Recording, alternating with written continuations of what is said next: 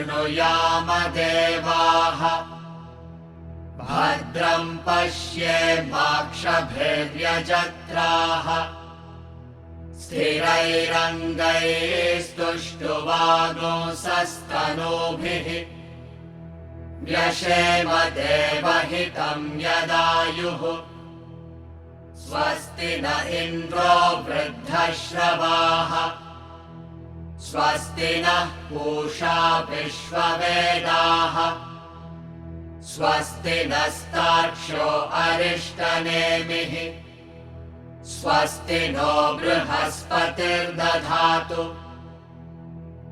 ॐ शान्ति शान्ति शान्तिः।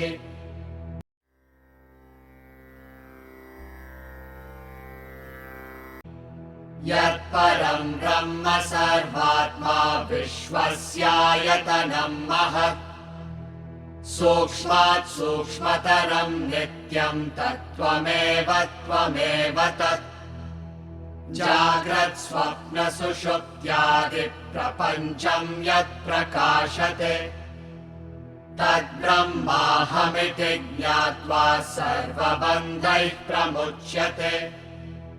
त्रिषु धामसु यद्भोग्यं भोक्ता भोगश्च यद्भवेत् तेभ्यो विलक्षणः साक्षी चिन्मात्रोऽहं सदाशिवः मय्येव सकलं जातं मयि सर्वं प्रतिष्ठितं मयि सर्वं लयं याति तद्ब्रह्माद्वयमस्म्यहम् अणोरणीयानहमेव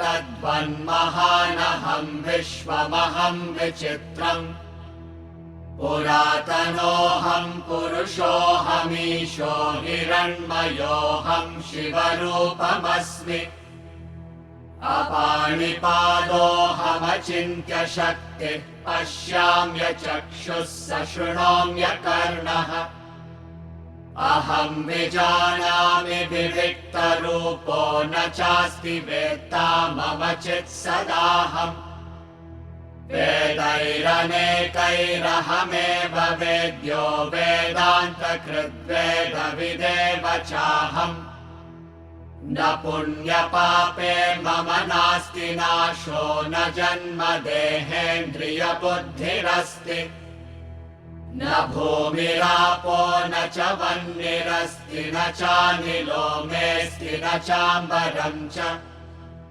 एवं विदित्वा परमात्मरूपं गुहाशयं निष्कलमद्वितीयम् समस्तसाक्षिं सदसद्विहीनं प्रयाति शुद्धं परमात्मरूपम् यः शतरुद्रीयमधीते सोऽग्निपूतो भवति सुरापानात् पूतो भवति ब्रह्महत्यात् पूतो भवति कृत्यात् पूतो भवति तस्मादविमुक्तमाश्रितो भवति अत्याश्रमी सर्वदा सकृद्वा जपेत् अनेन ज्ञानमाप्नोति संसारार्णवनाशनम् तस्मादेवं विदित्वैनं कैवल्यं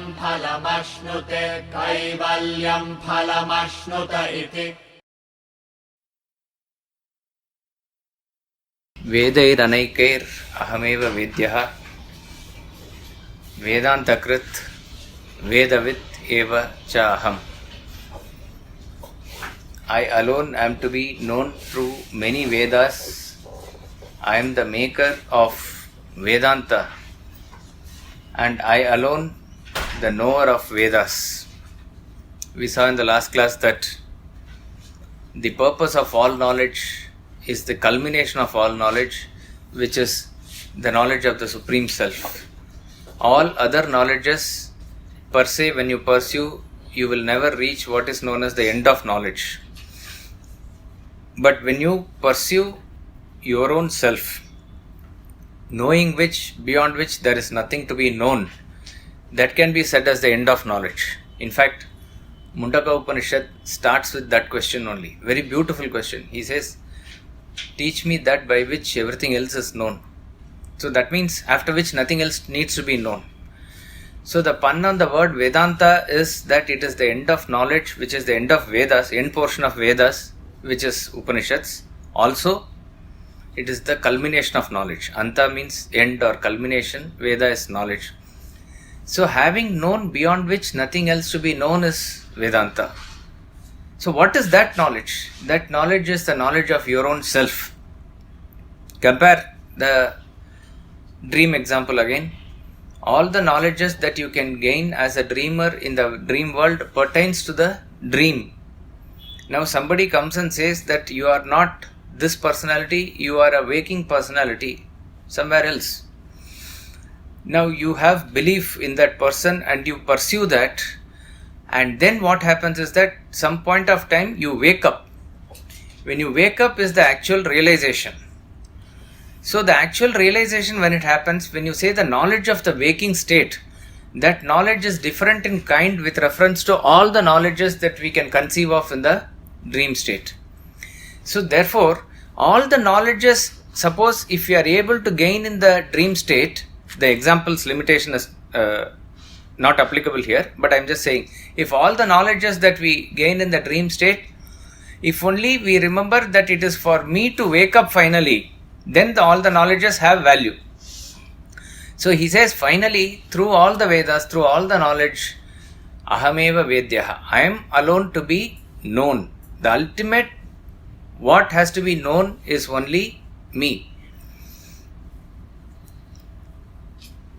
The subject matter of all knowledge is essentially the Supreme Self only. This is what it essentially means.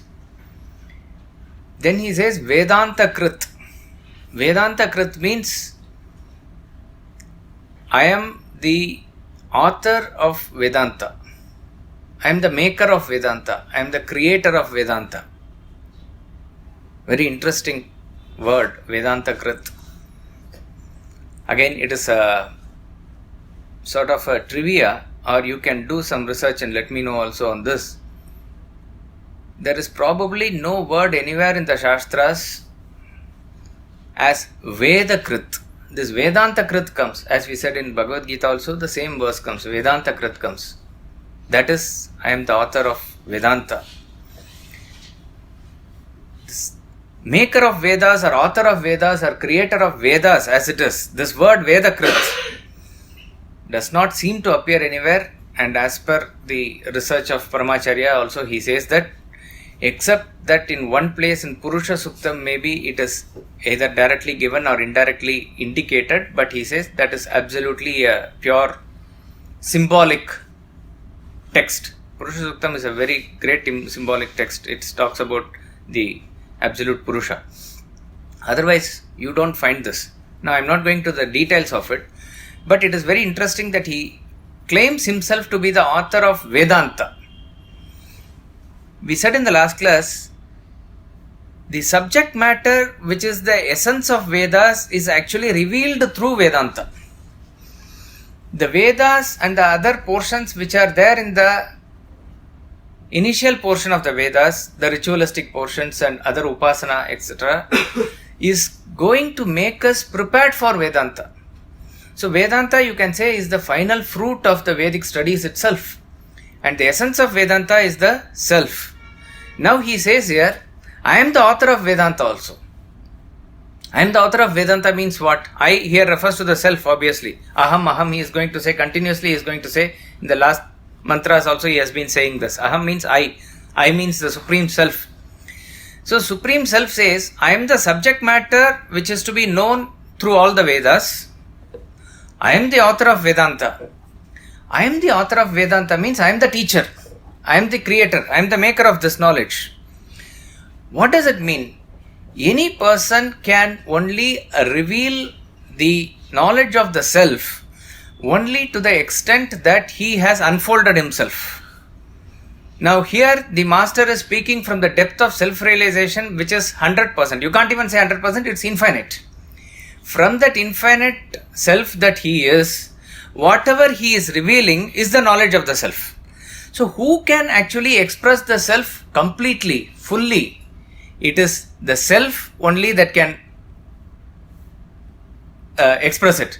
So when he says aham, it is not referring to any particular guru here or Lord Brahma as a personality here, or a self-realized person who identifies with his body. No, not a chance. It is only in identification with the absolute self that this statement actually comes out. Therefore, all the Upanishads which are given by various rishis at various points of time, maybe all compiled into the set called as Vedanta. So no, obviously one rishi or anybody can claim over it. But very boldly the statement is made that I am the maker of Vedanta.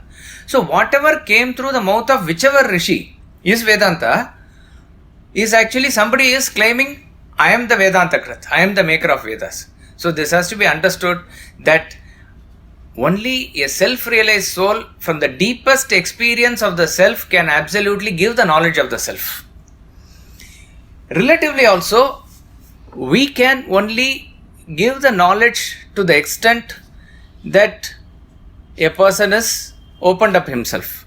To put it just in percentage, suppose if a person has opened up 60%, he can communicate the knowledge of the self to the extent of 60% only.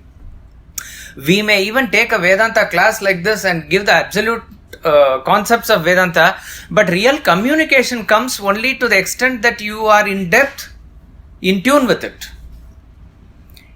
Otherwise it goes as mere words. There is no communication. Communication is where it starts from the communicator and touches the heart of the person who is listening. That is the communication. So who can reveal it completely, who can express it completely? That is only the self. So a person who has attuned himself to the extent of 60%, he reveals that much. A person who has attuned to the extent of 80%, he reveals that much. Here is somebody who is absolutely opened up completely, 100%. So he is the person who can reveal the knowledge of the self completely. So it is correct to say that I am Vedanta Krit. I am the author of Vedanta. And all this knowledge of Vedanta, ultimately, the Vedas are given as mantras, and we said that the prayoga, the usage of them is in the various rituals and various forms of worships. Not much emphasis is given on understanding the meanings of those things.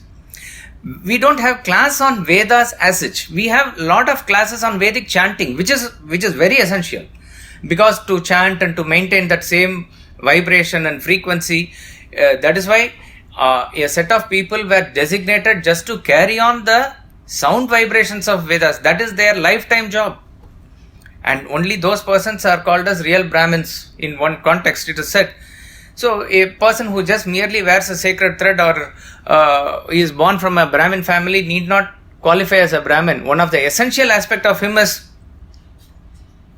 maintenance of this Vedas in this pristine form. A great poetess in Tamil, Avayar, says, Vedam Odudal Vediyar Kazhag. The Vediyar means a Brahmin, and Vedam Odudal means one who is able to chant the Vedas, one who is able to do the Adhyayana of Vedas. That is the essential quality of a Brahmin, she says. So that has a purpose.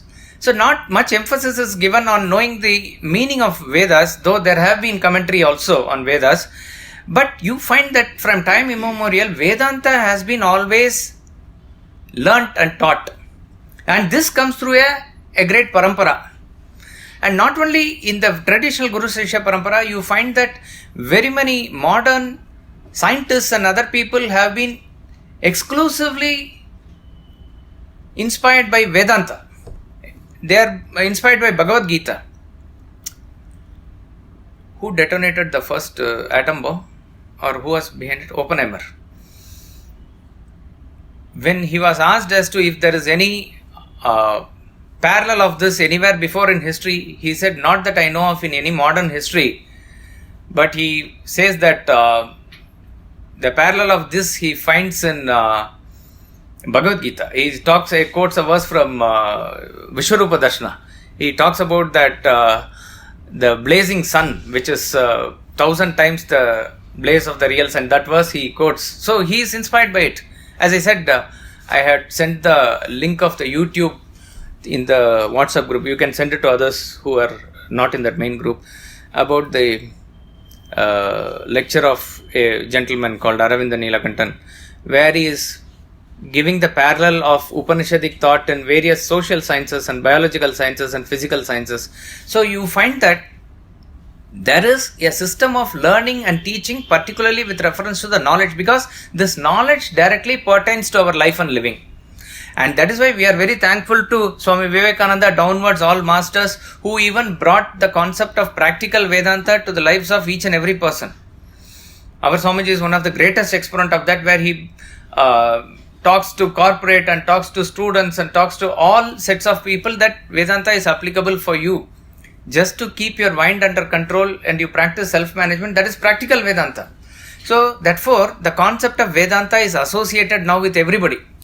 So the teaching of Vedanta is not just the highest form of Upanishads only, it is probably brought down to every level.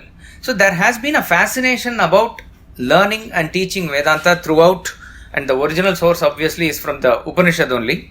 So he says Vedanta Krit. So whichever rishis, whoever gave this, all this knowledge are derived from the Upanishads only. So how did they give? And we saw that in Kena Upanishad, in Ishavasya Upanishad, having given out the greatest of Tattva, the masters say, Iti Shushruma Purvesham Yenas Tadvyacha Chakshire. Thus we have learned from our great masters. They never attributed to themselves. It is not just a outward humility that they are showing. They are saying this as a matter of fact. Because in Kena Upanishad he says, Na vidmo na vijanimo. Where he says in plural, we he refers to the person. Na vidmo na vijanimo. I don't know. We don't know how to impart it. Very clearly makes that statement. We don't know how to impart it in a way that you can understand what you are understanding in terrestrial realms. He says we don't know. But very boldly here says, Ahameva Vedyaha Vedanta Krit. I am the Vedanta Krit. So when the master is there, reveling in the self, what comes out through his mouth is actually the Vedanta. That has been recorded and then it is taught in a Guru Shishya Parampara. That is what we are doing till now. So therefore, the Vedanta Krit has to be understood as the person who authored the Vedanta is not any one ABC personality. That is why even the greatest of Upanishads don't have, even the Rishi's name, we don't know who it is. Kena Upanishad is named after the word Kena, which is the starting word of Kena Upanishad. Ishavasya Upanishad, the starting word is Ishavasya. So it is called Isha Upanishad or Ishavasya Upanishad. So to that extent, the ego is completely dissolved. So when ego is completely dissolved, zero, what is revealing the self is the infinite self only. So Vedanta Krit is actually the self. And then he says, interesting, Vedavit. Vedavit means knower of Vedas. Knower of Vedas, here you understand, is the person who is knowing the knowledge of it. So we talked about the subject matter first. He talked about the teacher. Now he is talking about the student. Who is the student? The student is also me only. It's very interesting. I am the teacher. I am the taught. I am the subject matter. Very peculiar combination here. A person who has absolutely opened up himself 100%, who is a self-realized master, reveals the knowledge completely, 100%. But what about the student? Does he receive that 100% fully? No, we don't know. Correct. A student can receive that knowledge only to the extent that he has opened up himself. In other words, the mind and intellect equipment is not the exact antenna by which you can capture it. If that is the case, then intellect can capture the self also finally. That is not the case. Intellect is used in reflection. Intellect is used in contemplation. These equipments we have to use. But really what finally absorbs and makes a change in you is the level at which you have opened up yourself, that you are able to relate to the knowledge. A great person who is absolutely, let's say a nuclear scientist or a physicist, who knows the intricacies of atom and matter, and he has been right from day one dealing with that subject, and he is a brilliant person, let's assume. But let us assume he has no clue of what Vedanta is, he has no clue of what self is, God is, he has never even bothered to look into that direction. Okay. With all his brilliance, even if you were to come and sit and a great master is taking the Upanishad class or a Gita class, what is the chance that he will understand what is being said with all his brilliance? In fact, it is a real life incident that Swamiji quotes that happened that Swamiji's boss in the SO oil company where he was working before he joined the mission, he was a person by name, I think, Jack English. He was a very brilliant person. Probably at that time all the South Asia operations were controlled from the office in Madras. So he was the overall in charge there. That means if a person has to sit at that position, you must know how capable managing brilliance and everything he had. And that was the time Swamiji was getting more and more involved in the Vedantic studies and following the lectures of Swami Chinmayananda, and probably if he got a chance he accompanied also, but surely whenever he came to Madras, he will never want to miss those lectures. And that year he said was 13th chapter lecture, and Swamiji was obviously very excited, and he was very much wanting that a person of the caliber of Jack English and maybe others also, that they must come and listen to this. And 13th chapter, as you know, is Upanishads. In Bhagavad Gita, 15th chapter and 13th chapter are considered the subtlest. They are equivalent to Upanishad. We quoted a verse also before. It is directly there in the 13th chapter. Now also it's going to come. You will find. 13th chapter is it is a very subtle philosophy. In fact, we used to say that probably if you wake up Swamiji from sleep and ask him to quote a verse of Gita, he will probably say Kshetrajñam Chapimam Vidhi Sarva Kshetreshu Bharat. That comes in 13th chapter only. So 13th chapter was the lecture in Madras, and so first day he requested him to come, his boss to come to the lecture. Swami said that day I did not much concentrate in the lecture. I was looking only at him, and he was looking like this, straight forward at the speaker, and he said that day Swami Chinmayananda gave a very brilliant introduction to the chapter, one of the best lectures. And after the lecture they went, and next day morning he was very excited. He asked, "Sir, how did you find the lecture?" He said, "Partha, to be honest, not one word I understood." Swami said, "I just couldn't reconcile or understand. Such a brilliant person, any problem, anything that you take to him, he will be able to solve it. He has the decision making capacity, he has the thinking capacity and intellect also, but he is not able to relate anything with reference to this. Why so?" Then he said, "Later I understood there is a difference between what is known as gross intellect and subtle intellect." He was very well versed and well developed in gross intellect. Subtle intellect was not developed at all. Subtle intellect is pertaining to your attunement with the self. That is why we say subtle intellect is not developed, it is unfolded, it is uncovered. As you attune more to the self, as your desires reduce, it automatically unfolds. Therefore, the real impact or effect of the knowledge, so it is not that you see the internet, you have arguments and you have a reflection, and with this also you will be able to understand even the concepts. But when does it really strike you deeply and you get a feel of it? That is when you can say you have actually absorbed it, understood it, it makes an impact in you. And when does that happen? Only to the extent that your self is unfolded inside. So, to the extent that the self is unfolded inside, to that extent it absorbs the knowledge. So, who is actually listening? The self is listening. The self is learning. The self is the student. So, the ocean is there with infinite water, let us say. But if you go with a pitcher, that much water only you can collect. If you go with a bucket, that much water only you can collect. If you go with a small glass, that much water only you can collect. If you go with a big tanker, that much water you can take. Exactly like that, to the extent that your receptacles are developed, to that extent you will be able to absorb the knowledge. Now, who is able to absorb it fully? Who is a real Vedavit? It is the self only. So, therefore, it's a very interesting combination that the teacher, the taught, and the subject matter all are the self. Now, to emphasize that he is that infinite self, the master is negating the individuality here. Na punya pape mamanasti nashaha na janma dehendriya buddhirasti. Na punya papa. Punya and papa are merits and demerits which accrue because of the effects of your action. Now, who gains the punya or papa? Punya is merit for meritorious actions, unselfish deeds that you do, you gain punya.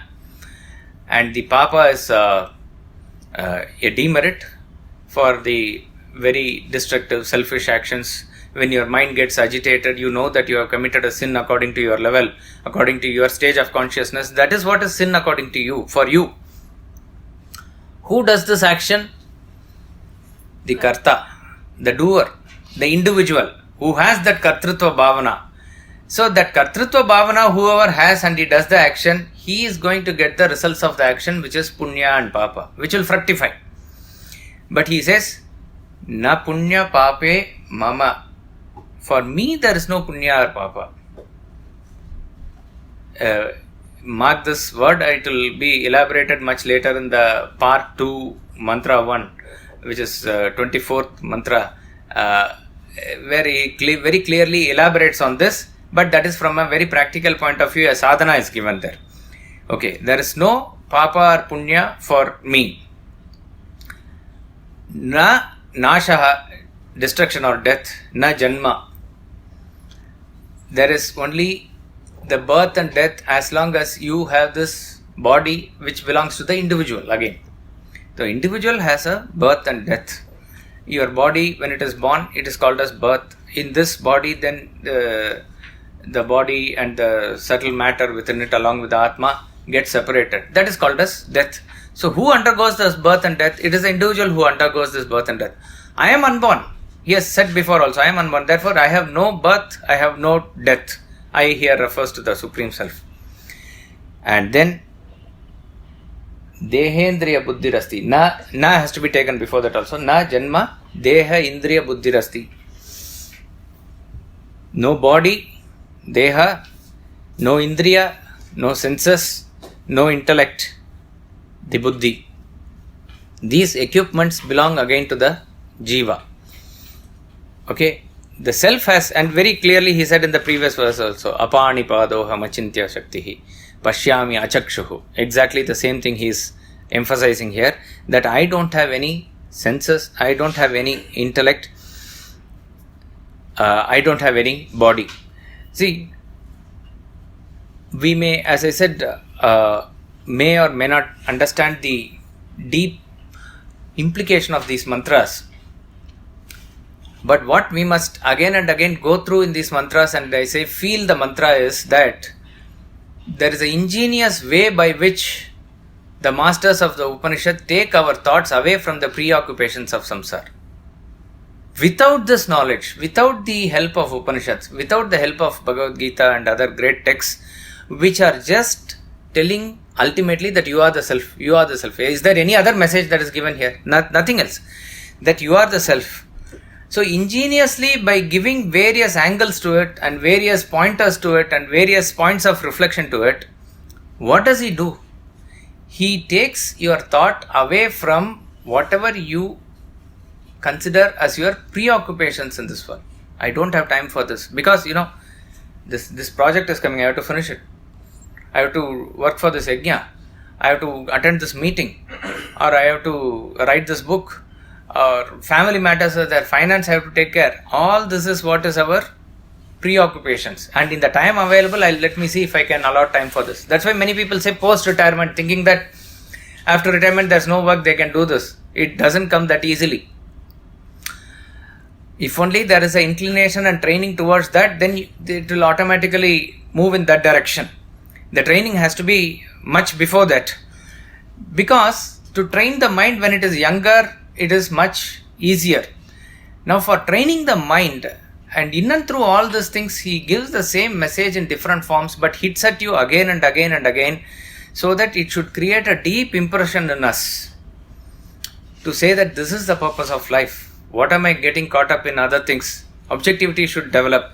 So these mantras, as I said, you of course try to understand it intellectually, try to draw up questions. It's all very good form of study. But more than that, try to be one with it. Try to feel it. It will automatically transport to a different realm altogether. I alone am to be known through many Vedas.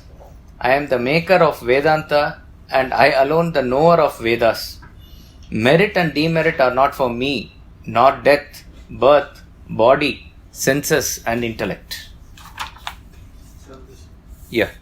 So you gave an example about Swamiji's boss having a very good gross intellect. Now, taking a parallel example, like in good old days, in a village, in a sort of imagine a scenario in a village where old ladies and grandmothers are staying. They go to temple, leave apart ritualistic part, whether they go to temple or do something, they are much more attuned to the thing what you said, that the attunement to the Brahman. Now, do they have a subtle intellect which is increased to that? They may not have a gross intellect to solve problems and other thing, but do they really have a very high subtle intellect? See, it is possible, but the data given is too little to make an analysis. I'll tell you why. Swamiji gives the parallel example when he talks about gross and subtle intellect. For one example, he says that, see, gross intellect and subtle intellect, the functions are two different things. Okay, the area of operation is different. Intellect's function is discrimination, but when it comes to gross intellect, we say discrimination, decision making, all that thing. You have to discriminate between A and B, but both A and B are forming part of the world. So a person who makes the ultimate discrimination in nuclear physics, or a gross animal discriminating between dirt and food, to that extent, everything is gross intellect only.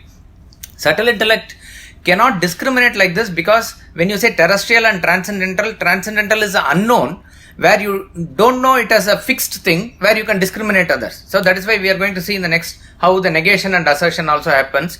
So you only know what is this and you can negate it, but what it is to assert, you may not know. But what is then? It is positing, it is contemplating, it is meditating, it is thinking about it. In that sense, it is ingeniously a different realm altogether. This is the basic difference, but it's both are in the realm of thoughts as far as you are concerned. Now, a person who has a powerful gross intellect need not necessarily have a powerful subtle intellect, and vice versa. When we see the example, he says of a gardener in the mission when he joined the ashram there, when probably the course has not yet started and they are in the process of construction of the building and the initial work that is getting done. That time, Swami Chinmayananda used to relax sitting in the corridor when a gardener or a mali used to water the plants there. And as he is watering the plants, he is muttering something. Something he is muttering. So our Swamiji used to go here and there, work something. So Swami Chinmayananda say, Pata, come here and listen to what this fellow is saying. And he is muttering something in local language, in Marathi or something he is saying. But he is talking pure Vedanta, he says. And as he is watering the plants, his thoughts are engrossed somewhere else. You know, that was very clear. At least for them it was clear. So he said, this is a case where he says that the subtle intellect is attuned and probably he has not even bothered to develop his gross intellect. Otherwise, he could have been in a much better position. So this is a clear case there. Now, with reference to general people also who have, let us say, knowledge of some shlokas, shastras, they may go to temple, but not necessarily that everybody who does this has a attunement to the self in terms of their evolution. See, a person can be generally dharmic, God-fearing, and he can go to temple but carry on with the worldly activities with his preoccupation only, but he can be a bhakta. And who can be a Kamyartha Bhakta. Kamyartha Bhakta is a person who is using bhakti for his worldly needs also, which is one aspect of bhakti, which is maybe a lower aspect, but it is an aspect of bhakti. But that need not necessarily directly translate it into his attunement of the self. That's why I said we do not know from the point. Another example he gives, since you talked about old grandmothers, Swamiji gives this example of how with deep effect, emotion and passions one should study Gita. A great scholar and orator was giving lecture on Bhagavad Gita in Sanskrit in Kerala, maybe in a temple. So one person had chance to go there and he attended it, and it was very inspiring. But he was curiously, throughout the lecture, his attention was drawn to an old lady who was listening with rapt attention. Not only that, tears were flowing from the eyes continuously, and she was lost in the whole lecture. Probably that is the way that you must listen. And he was totally inspired by her. So after the lecture was over, he went up to her very reverentially and he said, "You are able to attune to the lecture throughout. You must be a great Sanskrit scholar." She said in Malayalam, "I don't know any word of Sanskrit. I have no knowledge of Sanskrit. At least then you must know Bhagavad Gita, because whatever you are saying, you are able to learn. Bhagavad Gita, I don't know any word. Then how is it that you are able to sort of cry and tears were flowing and you are able to listen to it in that way?" He said, "Really, does it matter what he speaks? I know that what he is speaking is Gita, and Gita who gave? Krishna gave. That's all it is. Her attunement was with reference to Krishna."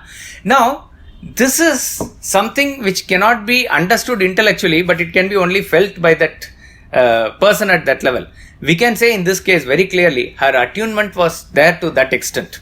So it is possible that a person could be even illiterate or not have anything, but his attunement could be to the self.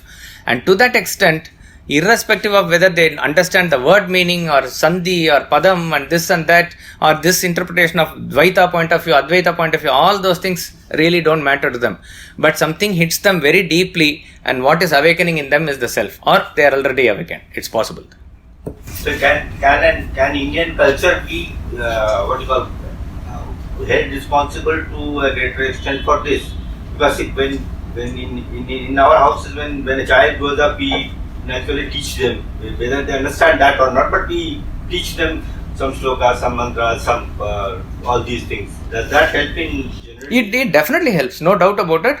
But that is the starting point of inculcation of bhakti. That is why when a child is there, even before, the reason is that the emotions develop in a child before the intellect, before the questioning happens. When the emotions develop first, what has to be inculcated in the child is bhakti. So irrespective of whether the child understands or not, even ritualistic portions, whether you understand or not, let him do it. And then a time will come where he will question it. Then he will understand the meaning of it. Once he understands the meaning and goes by the spirit of it, the bhavana will enhance, it will improve. Yes. So obviously having well-developed gross intellect will not qualify as Gyan, let us say, in the context that we are talking. Right. But will just well-developed subtle intellect, will that qualify as Gyan, sir? Yes, it is. It will qualify as Jnana. What I wanted to know, we say when you know the self or when you attune to the self, once you gain that knowledge, there's nothing else left to be known. So like say this old lady who didn't know all this, but who was listening and she was attuned to the self. That kind of, what shall I say, intellect, gross or subtle, whatever, will naturally help her to live in this world. Yes. She may not know details. Right. Everything, probably she'll have easy solutions. Right. May not be in details, but just do this. What is that easy solution? Go a little further and understand. Anything that happens, he says, it's God's will. That's all it is. That's all. So there's absolute surrender to this. No agitation. Absolutely no agitation. She has no functioning of her own. If that happens, So I'm saying, she may not see problems.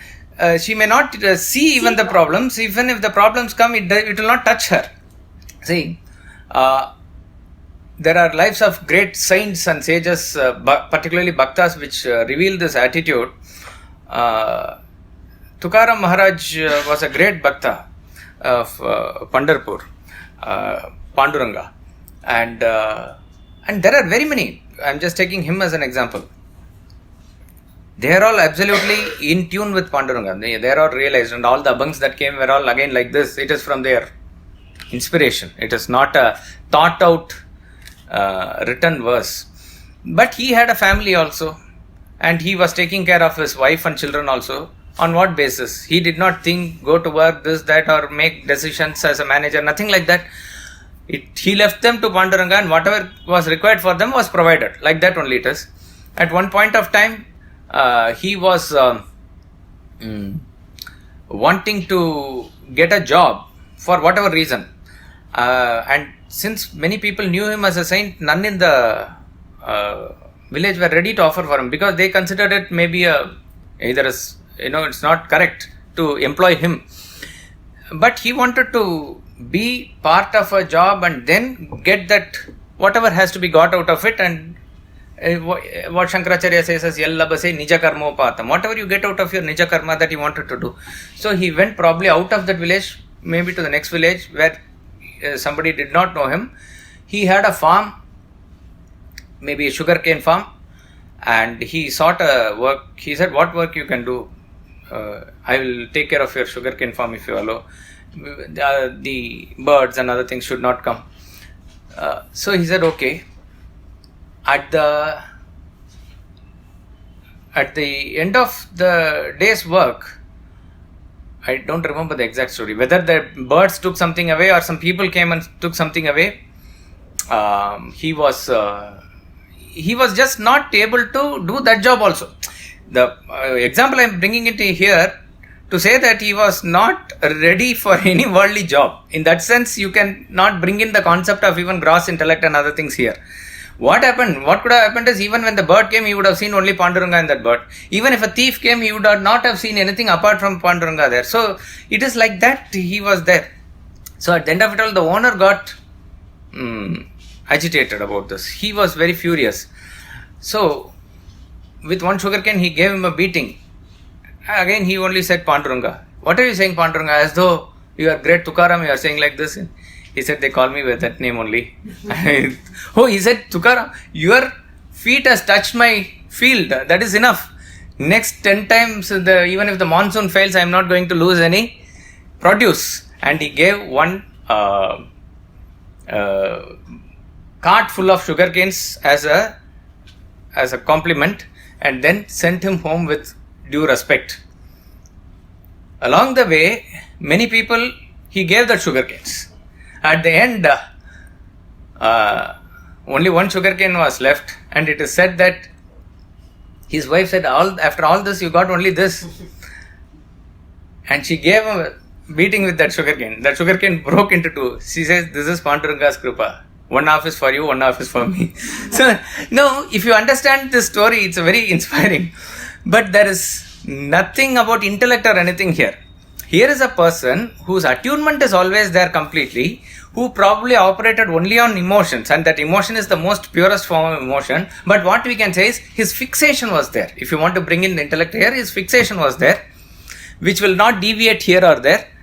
That's all counts. Once that counts, see, in one angle we say that a powerful intellect can manipulate, and if you are very emotional, you can be taken for a ride. That is at one level. But if your fixation is there, any amount of intellect, any amount of arguments, any amount of internet, research produced articles, everything cannot really shake your faith at all. It is just deep rooted there. That is what is the purpose of study. The whole purpose of intellect, because if a person's intellect is strong with reason, logic, and it should be grounded in foundation, but intellect alone cannot establish truth. Intellect cannot establish truth. Truth is only finally experienced. If a superior intellect comes, he will be able to topple you with his arguments. Whether you will join his side or not, that is different. But you may not have an answer for him. So intellect alone is not to be taken as a final authority on the truth. The truth is finally your anubhava. That is what he says. So in the sense that you are able to absorb that knowledge within you, who is actually absorbing the knowledge? Not mind, not intellect. It is the self within. So the self is the actual receiver of the knowledge. So to that extent, when we say in the relative level, your attunement is 60%, to that extent it comes in. Like that it is. Yes, sir. We generally say so and so person is God fearing. The first question is whether God is to be feared. Secondly, are such persons automatically bhaktas? Okay, the term God-fearing is a term that we can understand in the general way or the spirit in which it is said. But when you go into the depth of that word, God need not be feared. God is, when you say God is all encompassing pure love, and you say He is a Karuna Murti, and He is there with all infinite compassion, infinite knowledge, and infinite power to give you anugraha, and He is there for you to surrender. So where is the question of fear? So God fearing in that sense need not be the case. But what has to be feared is law of karma. You fear, when you say fear, be cautious about it. A sattvic intellect is that which will differentiate between what is to be feared and what is not to be feared. Pravrittimcha nivrittimcha karya karye bhaya bhaye. It says. So there are some things to be feared. Abhayam is the quality given of a divine person. First quality given is Abhayam. 16th chapter. Very first verse, very first word is Abhayam. Abhayam Sattva. That's how it starts.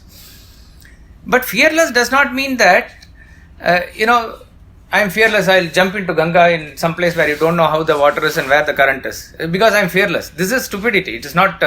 So where you need to be cautious, you need to be cautious. Where you need not restrain that caution, you need not. But generally, there is an attitude of fearlessness because of his absolute selflessness. That is called as fearlessness. Therefore, what is this karma talking about? Karma is talking about selfish, unselfish and selfless karmas.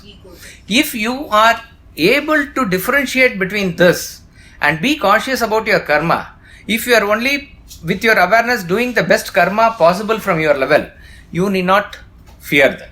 So if a person is cautious about this law of karma, he need not fear anything else in the world. You put it that way. That makes much more sense. So in that sense, you can understand God fearing. A person who is a little cautious about his karma, because God is the giver of the fruit of the action. In that sense, if you want to connect, God fearing makes sense. But in the other religions, like Christianity or Islam, we really do not know what is the relationship with God, but it is talking about God's wrath, God's anger, and jealous God also. They talk about jealous God. God is jealous, means you worship me only, not anybody else, like that and all it is given. So that really doesn't translate or anyway come into the understanding of how we understand Brahman or Atman here. So God fearing is something to be understood in that spirit only. Fear of law of karma. So you're saying the self absorbs the knowledge of the self, but we learn that the self is actionless. So then, how does it do it? Correct. When you say absorb, a sponge is there, water is being poured, it is done. But what is the sponge doing? When you say absorption, it is just getting inside. That's about all. Like when you say, in this context, it's always better to remember the example of sun. Sun is there above. From our angle, it does all actions, right? Because of sun's heat, the atmosphere is heated, and then water is evaporated and forms rain clouds. Rains come, produce of vegetables are there. Then because of that, life is sustained. Because of life, every action happens in the world. So each and every action in the world is because of sun. So therefore, from our standpoint, sun is all doer. But from sun's standpoint, what does it do? Just itself. It's there, that's all. Doing is dharma, giving the heat. Nothing. It is just sun is there. Heat is its dharma, that's about all. But whether earth is there or not, whether beings are there or not, it is not dependent on these things. It is therefore a non-doer from its standpoint. So from the point of view of Atman, it does nothing. From your point, it does everything. Like that it is. So one please again. So in this mantra it is said Vedanta Krit. Okay. Now we said that Vedanta are the ending portion of Vedas. So why can we not say that Vedanta Krit also means Vedakrit? Why do we need to have a separate word for it? Sorry, why do we have? Why can't we say Vedakrit? What in the beginning you said that you have not come across a word like Vedakrit in scriptures. So now what I mean to say is, if it even says Vedanta Krit, does it not mean Ved Krit also, because Vedanta is the ending portion of the Vedas and it forms a part of the Vedas, so Vedanta Krit itself means Veda Krit. That's why we gave that explanation that Vedanta is with reference to dealing with your direct knowledge of the self, and that is the culmination. And that which knowledge which is applicable to us in our day-to-day life also. And that is why through various masters at various points of time, this has been altered through maybe languages and words and other things, but the spirit is maintained. But in and through all these things, this is what is the actual teacher. Vedakrit, we don't say that because Vedas are not subject to mutation and transformations like that. What we take in English here is also a Vedanta class. To what extent that I am attuned to self only, that to that extent the words will come. To that extent only the words will impact. So it is applicable at all levels. So probably that's why he has taken the word Vedanta separately here. Sir, with just pure subtle intellect development, will the Vivek be well developed? The discrimination ability will be there? Discrimination of what? What is Vivek? When we are talking Vivek, Vichara, discrimination of real and unreal. Then only to that extent that... Real is only that only. Real and unreal is what is the realm of subtle intellect. So Viveka and subtle intellect are related. Okay. That's all it is. But that is also to do with the gross intellect also, the Vivek is also applicable. No. No. In terms of its real spirit, Viveka refers to the subtle intellect only. We'll chant mantra 23 twice. न भूमिरापो न च वह्निरस्ति न चानिलो मेऽस्ति न चाम्बरं च एवं विदित्वा परमात्मरूपं गुहाशयं निष्कलमद्वितीयम् समस्तसाक्षिं सदसद्विहीनं प्रयाति शुद्धं परमात्मरूपम् न भूमिरापो न च वह्निरस्ति न चानिलो मेऽस्ति न चाम्बरं च एवं विदित्वा परमात्मरूपं गुहाशयं निष्कलमद्वितीयम् समस्तसाक्षिं सदसद्विहीनं प्रयाति शुद्धं परमात्मरूपम्. No earth, no water, no fire, no air, no space are for me. Thus, knowing the nature of the Supreme Self, abiding in the cave without parts, non-dual, witness of all, beyond existence and the non-existence, one attains the pure nature of the Supreme Self. A grand conclusion here. Part 1 concludes here, and 2 mantras follow after this. Like we should not devalue it by saying appendix like thing, but it is a further tips given for all students from the point of view of what sadhana to do, and a very direct advice. But the Upanishad, which is talking about the highest, where we see the thought flow coming particularly from last 3-4 mantras, it culminates here in this grand conclusion where he says, there is no earth, water, fire, air and the space for me. Just go back to mantra 15, very interesting parallel. He says, very clearly he talked about the creation of these five elements. Ye tasmat jayate pranaha manas sarvendriyani cha kham vayu jyotir apaha prithvi. Kham is space, here ambaram is given. Vayu, here anilaha is given. Jyoti, here Vanni is given, and Apaha is Apaha, water, and here Bhumi is given, there Prithvi is given. The 5 elements are given. Etasmat, from this From this arises prana, manas, indriya, and then all the 5 elements. Now here in the last mantra 22, what did he conclude with? He says, I don't have buddhi, I don't have indriyas, I don't have body. You can see a very beautiful continuation here. Since I don't have indriyas, I don't have mind, there is no... Correct. There are no these 5 elements for me. There is no earth, there is no water, there is no fire, there is no air, there is no space. From the point of view of the student, he is trying to explain the theory of creation, and therefore he says Etasmat. From this, he is talking about the Brahman, and from Brahman how it came. We saw all the theory of creation there. Now he is talking from the very depth of self-realization, and from the depth of self-realization he has already ruled out that there is no chance of Brahman having thoughts, mind, senses. If thoughts, mind, senses are there, on what pramana you will say that the elements are there? This is a very, very deep and interesting thought. What is this whole world made up of? The whole world is made up of these 5 elements only. You cannot think or conceive of anything beyond these 5 elements, which is earth, water, fire, air and space. Space houses everything, and you can generally talk in terms of everything that is in solid matter, everything that is in liquid matter, everything that is in gaseous state, everything that is in the energy form. Beyond that, what it is?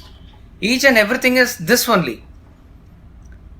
And we know that, and this is one of the ways to even understand what the subtle body is made up of. When we take Atma Bodha, we'll do it. The subtle body is also made up of this only, these 5 elements, in a different form, in a pure form. But it is also made up of these 5 elements. So they react with each other. Now, what do we base our argument on to say that this world exists? This world exists means these 5 elements are there. That is what is this world. This world is in one way called as prapancha. Prapancha, this universe is prapancha. Pancha refers to this 5 only. These 5 elements. You cannot conceive of anything beyond these 5 elements. These 5 elements constitute the world. These 5 elements that they are existing there is clear to us because we are able to relate to it by the 5 senses that we have. If nose was there, it has the quality of smell associated with it, and that smell is an aspect of the earth. The tongue has the taste quality in it, and that is the aspect of water. The eyes has the aspect of quality of sight, and this is the aspect of fire. Skin has the quality of touch, and it is the aspect of air.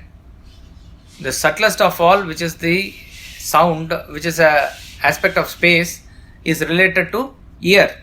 So these 5 elements that are there in the outside world, which we very strongly swear by, is on the basis of the existence of our senses. Swami Ramtirtha says, think deeply little over this reasoning, because essentially, what is it that your senses are made up of? The senses are made up of these elements only. So in other words, these senses are saying that the elements are there, and the elements constitute the senses. This is one way of reasoning in circle. This need not necessarily establish the reality of the world. That is his point. He is not saying this is or is not. But think over this point, that this reasoning in circle need not be a conclusive evidence that the world exists on its own foundation. It does not. It is there in the foundation of your experience, and your experience consists of these 5 senses. That's why when these 5 senses shut off in the deep sleep, when there's no thought, there's no world. So, it is on this basis that the relationship is built. I leave you with the thought to think about. We'll continue in the next class. Reasoning in circle, the example given by, I think, A.E. Mander, he talks from the point of view of Western theology. He says, what is the proof that God exists? Yes, God definitely exists because Bible says that God exists. Bible says that God exists, and Bible is the ultimate authority, pramana, by which you have to take that the God exists. Then he asks the question, how do you know that the Bible says is to be taken as authority? How is it the truth? Obviously, Bible is the ultimate truth because God has given the Bible.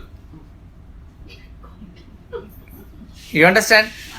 God has given Bible, and Bible says God exists. Therefore, God says God is there. like that it is. This is not a conclusive proof. We are not talking anything for or against God or Bible here. He is taking it as an example for reasoning. It's a that is why Swamiji says thinking is an art. It is not easy to go by the rules and logic of thinking. There are so many aspects of it. There is I don't know, there are, reasoning in circle, there is avoiding generalization. Even in our literature, we have that lot of ways by which you, deductive logic, inductive logic, this, that, various aspects are there. And it is not simply just what comes to your mind and you say, it is not thinking. Thinking is a very precise work. So he says that God's existence is because of the authority on Bible, and Bible's authority is because that it came from God's work. It is not a conclusive evidence. It is not a conclusive proof. Same thing like that you take in our experience and see that that the existence of the world in our experience is due to our faculties. And these faculties are nothing but made up of the same elements which you claim to exist. So that really need not conclusively prove that this exists. And very clear statement that he says, because from there he said, from this all have come, he says. But very clear statement he says, na bhumi asti, na vayu asti, there is no bhumi, there is no vayu for me. For me. Yeah, all through he says, me asti. For me it is not there. So this is the point that we need to contemplate upon. We'll continue in the next class. Hope permission. We'll conclude with the bhajans here.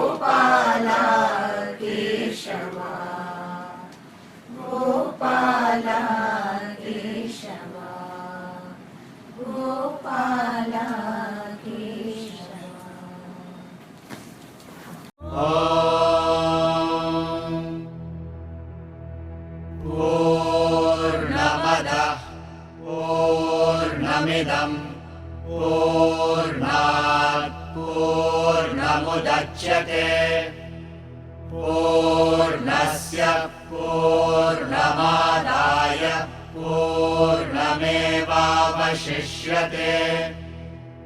ॐ शान्ति शान्ति शान्तिः